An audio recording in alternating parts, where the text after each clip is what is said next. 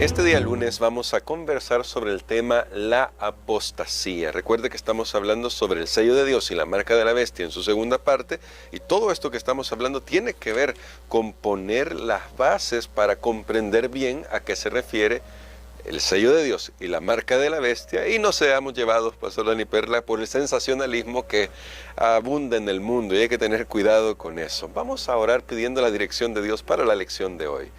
Bendito Padre, gracias te damos porque tú nos das tu palabra para instruirnos, y rogamos, ayúdanos a tener un corazón sensible y amante que pueda presentar estas verdades de la mejor manera, pero también ayuda a todos nuestros amigos y hermanos que necesitan escuchar este mensaje para escucharlo con un corazón atento a tu dirección. Lo pedimos en el nombre de Jesús. Amén.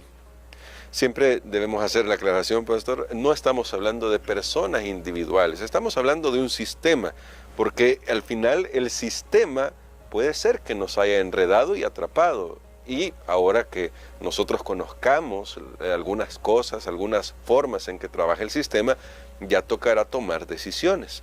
Por eso mismo, Pastor, quisiera que vayamos a Segunda de Tesalonicenses. Y tal vez a algunos les parecerá extraño que vayamos ahí porque hemos estado hablando de Apocalipsis, pero ustedes notarán que hay una razón por la cual hay que ir a esta carta del apóstol Pablo. En Segunda de Tesalonicenses capítulo 2 vamos a leer varios versículos. El verso 3 y 4 dice así: nadie os engañe en ninguna manera, porque no vendrá, o ese día no vendrá, la segunda venida, sin que antes venga la apostasía y se manifieste el hombre de pecado, el hijo de perdición, que se opondrá y se exaltará contra todo lo que se llama Dios o es objeto de culto, hasta sentarse en el templo de Dios como Dios, haciéndose pasar por Dios. Y ahora vamos a leer los versos 9 al 12. La aparición de ese inicuo es obra de Satanás, con gran poder, señales y prodigios mentirosos, y todo tipo de maldad, que engaña a los que se pierden. Se pierden porque rehusaron amar la verdad para ser salvos. Por eso, Dios les envía un poderoso engaño para que crean a la mentira, para que sean condenados todos los que no quisieron creer a la verdad, antes se complacieron en la maldad. Pastor Dani Perla, el Pablo está hablando acá sobre un momento en el futuro. Para él, desde su perspectiva, todavía estaba en el futuro, y pensando en esto, Pablo dice, Jesús no va a venir antes que aparezca todo esto. ¿De qué está hablando Pablo? ¿Y esto puede realmente relacionarse con el tema de Apocalipsis 13 que hemos estado estudiando? Claramente que sí. El apóstol Pablo, también un profeta que fue iluminado, inspirado por el Espíritu de Dios y dejó estos escritos. También alguien que escribió la mitad del Nuevo Testamento, prácticamente como nosotros lo conocemos hoy. Creo que Dios iba a darle una revelación sobre lo que estaba viniendo en el futuro. Recordemos que uno de los asuntos que se tocan muy a menudo en el libro de Tesalonicenses, hablando de las dos cartas, la primera y la segunda carta, era un asunto relacionado con la venida de Cristo, con la muerte. De hecho, ahí hay uno de los pasajes más sublimes en esas cartas para la iglesia de Tesalónica, dándole la esperanza de que ellos que estaban tan ansiosos que Jesús viniera y veían que morían sus amados, pues eso los podía desanimar, y entonces Pablo les conforta el corazón y sin embargo les dice: hermanos, esto de alguna manera va a continuar sucediendo porque hay una señal antes de que Cristo venga a esta tierra. Pero antes de hablar específicamente de esa señal, me llama la atención la advertencia que él hace en el versículo 3: nadie os engañe de ninguna manera. ¿Qué diría el apóstol Pablo, hermano Gerson, hoy que está en las redes sociales y que vemos tanta cosa para un lado, para otro lado, un tema, otro tema, una opinión, otra opinión? Porque él dice: nadie os engañe de ninguna manera, ni por Facebook, ni por YouTube, ni por ninguna otra plataforma. Imagínense, y que él había dado instrucción a los tesalonicenses. Él les había dado instrucciones muy claras, pero aún así estaban sujetos a poder ser engañados. ¿Cuánto cuidado debemos tener con las enseñanzas, amigos? Debemos tener mucho cuidado, y estoy hablando tanto para aquellos que están en el pueblo de Dios como para aquellos que están fuera del pueblo de Dios, porque siempre pueden haber por ahí engaños. Pero el apóstol Pablo, ahora retomando el tema de las señales de la venida de Cristo, él dice, hay una gran señal, que va a venir la apostasía. Noten que ese artículo, cuando él dice la apostasía y se refiere específicamente, como él no está diciendo, no, habrán apostasía, entre muchas, no, está hablando de algo en particular, algo grande. Se manifiesta el hombre de pecado, el hijo de perdición, y comienza a dar una serie de características. Si ustedes notan ahí, dice, lo llama a esa apostasía, hombre de pecado, hijo de perdición, se opone y se levanta contra todo lo que se llama Dios, es objeto de culto, se sienta en el templo de Dios haciéndose pasar por Dios. Él da 5 características de este sistema que iba a tratar de engañar al mundo, que iba a atraer a aquellas personas que lastimosamente pues no tenían una apreciación correcta de lo que era la verdad.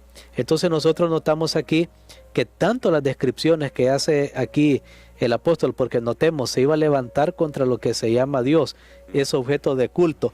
Entonces tenemos que buscar que esto está haciendo referencia a algo religioso, sí, a algo religioso. Notemos que no está hablando de un poder político, secular, que dice y tiene armas nucleares, no, porque entonces no mezclaría lo religioso, no, está hablando de algo religioso. Dice, se levanta contra lo que se llama Dios. Ya vimos en Apocalipsis, habla de las blasfemias contra el cielo, contra Dios. Es objeto de culto, o sea que lo adoran. También se siente en el templo de Dios como Dios. O sea, se autonombra Dios y dice, yo tengo el lugar de Dios en la tierra, se hace pasar por Dios. Entonces cuando nosotros vemos esta descripción con lo que hemos estudiado en el libro de Apocalipsis, con lo que hemos estudiado en el libro de Daniel también, aunque no hemos hecho mucha referencia al cuerno pequeño, pero tanto el cuerno pequeño en el libro de Daniel, aquí en segunda de Tesalonicenses y en Apocalipsis, nosotros entonces tenemos que llegar a la misma conclusión, que todos ellos están hablando del mismo sistema, el mismo poder. Me gusta mucho que terminamos con esa idea, el mismo sistema, porque quiero hacerle esta pregunta. Algunos, cuando ven este tipo de lecturas o cuando leen las cartas de Juan, el anticristo, piensan que se refiere a un individuo, una persona. Y hay que tener cuidado con eso, porque, pastor, ¿qué evidencia vemos de que en realidad no se está hablando de un individuo específicamente hablando, sino de eso, lo que mencionamos aquí y repetimos constantemente, de un sistema? Bueno, lo hemos estudiado en los días anteriores, el periodo de duración de la hegemonía de este poder me habla que es más allá de una persona, porque estamos hablando de cientos de años hasta llegar a 1000 años, más de 1000 años. Entonces una persona no vive tanto, y quiere decir que es un sistema, pero que va continuando en el tiempo, tiene un espíritu, y es lo que nosotros llamábamos el espíritu de Babilonia al principio de la lección de este trimestre. Tiene ese espíritu que se va pasando de una generación a otra, que incluso tuvo su momento donde hubo decadencia. Ayer vimos la herida de muerte para este sistema, pero que sin embargo el apóstol dice, antes que Cristo venga, nuevamente esta apostasía estará en el mundo. Entonces, si tuvo un momento de decadencia, tuvo un momento donde se suprimió bastante su poder por la situación política que pasó, lo comentamos el día de ayer, usted puede ir a estudiar el día de ayer. Entonces, ¿qué me está diciendo? Bueno, que nuevamente esto va a resurgir, porque recordemos que al final, incluso cuando nosotros vemos acá, se levanta contra Dios, se sienta en el templo de Dios, esto me lleva todavía más atrás al cielo, Claro. donde Lucifer, que era un ángel de luz en la presencia de Dios, él dijo, no, yo voy a estar encima de Dios, yo seré como Dios. Entonces al final Satanás es quien está alentando todo este sistema. Y para finalizar, pastor, si alguien aquí puede decir, bueno, ahora comprendo esto y tengo que decírselo a otras personas, porque de hecho estamos llamados a compartir este mensaje, es un mensaje urgente para todas las personas, pero ¿cómo debemos compartirlo, pastor? Hago la pregunta para finalizar nuestra reflexión de hoy, porque recuerden, estamos hablando de un sistema, no de las personas. Satanás es astuto y puede engañarnos y puede tener engañados a muchas personas, de hecho tiene engañadas a muchas personas. ¿Cómo deberíamos llevarles este mensaje? ¿Con qué espíritu deberíamos hacerlo que refleje también que realmente hemos aceptado el Espíritu de Cristo en nosotros? Bueno, lo decía también anteriormente que tenemos que actuar con mucha humildad. Recordemos que Satanás es descrito en las Escrituras que engaña al mundo entero, y yo le pregunto, ¿a usted nunca lo ha engañado? Bueno, yo creo que todos los seres humanos en algún momento, pues el enemigo nos ha engañado con algún tipo de situación, de pecado, vicio, algunas personas, etcétera. También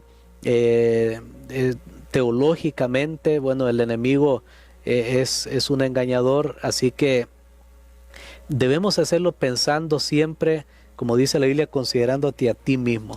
No es yo soy mejor por tener esta verdad, no somos mejores. La verdad es la palabra de Dios, y debemos hacerlo como Jesús siempre nos habló, la regla de oro: haz a otros como te gustaría que te hicieran a ti.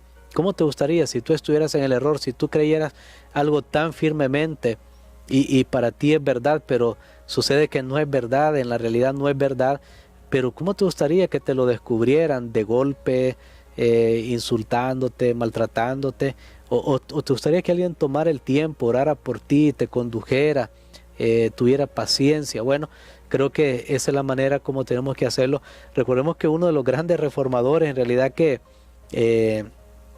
trajo prácticamente, le dio a la reforma el impulso que necesitaba, vino de adentro de este sistema. Martín Lutero era un monje católico y él era incluso educado en las universidades católicas, era un doctor en teología por las mismas universidades católicas, y de ahí Dios lo llamó, y uno de nuestros más grandes defensores de la reforma antes fue católico, pero Dios le abrió los ojos. Entonces creo que eso es lo mismo que estamos esperando hoy. Dios abrirá los ojos de muchas personas, y gracias a Dios, al igual que Lutero, al igual que muchos otros, van a reconocer que hay un verdadero Dios. Aquí quiero contar un pequeño testimonio. Yo tuve la oportunidad de ser pastor en Costa Rica, y recuerdo que una vez una hermana que era miembro de nuestra iglesia, una vez visitándola en su casa, ella me mostró una Biblia y me dijo: pastor, aquí está la Biblia de mi hermano, él ya falleció. Y entonces, bueno, yo comencé a ver su Biblia y vi que estaba bien subrayada, pero vi que tenía especialmente un énfasis, y me dijo: oye, pastor, vea los textos que hablan del sábado. Y entonces fui a Génesis, a capítulo 2, la creación, Éxodo 20, donde están los mandamientos, y vi que tenían un subrayado idéntico, y muchos de los textos, si no todos, que hablaban del sábado, estaban subrayados. Y entonces la hermana me dijo: pastor, esta Biblia era de mi hermano, él era un sacerdote católico, él falleció, dejó esta Biblia. Y entonces yo me puse a pensar, aunque esta persona estaba en ese sistema, pero ¿por qué subrayó todos los textos que tenían que ver con el sábado? Llegó a convencerse que el sábado es el día de reposo, es el día de Dios. ¿No será una sorpresa agradable verlo también en el reino de los cielos? Porque recordemos que al final yo no tengo que estar seguro, sí, yo voy a estar ahí y otros se van a perder. No, amigo, luchemos todos para salvarnos. Y por eso es que tenemos que ser humildes, porque nunca sabemos quién va a ser salvo y siempre debemos pensar en el bien de los demás. Así que Dios tiene en esta religión que paso los cristianos son una de las grandes mayorías religiosas en el mundo. Dios tiene muchos hijos fieles que están adorando lo que no saben, como Jesús le dijo a la samaritana. Ustedes adoran lo que no saben, pero Él le abrió los ojos. Así Dios va a abrir los ojos de muchas personas y ese es el propósito de esta lección. Y queremos, pastor, entonces que nos ayude a orar para esto, para que todos seamos humildes y sensibles a la dirección de Dios sobre nuestras vidas. Amén. Padre, gracias nuevamente, Señor, por tu revelación maravillosa que tienes para nosotros hoy. En el nombre de Jesús. Amén.